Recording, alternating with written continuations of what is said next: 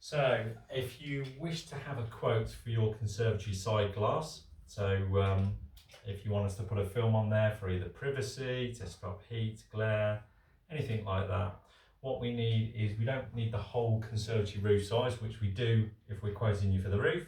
We need to know whether it's a 4 metre by 3 metre, what type of roof it is, whether it's glass or polycarbonate, and how many panels.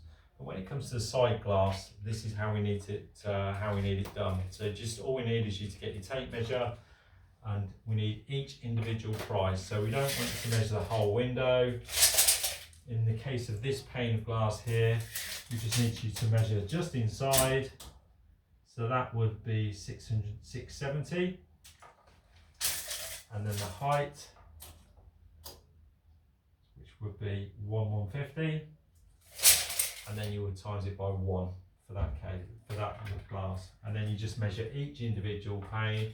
And as you can see in the video, there is 1, 2, 3, 4, 5, 6. Obviously there's a lot more, but in the video you can see 6 panes.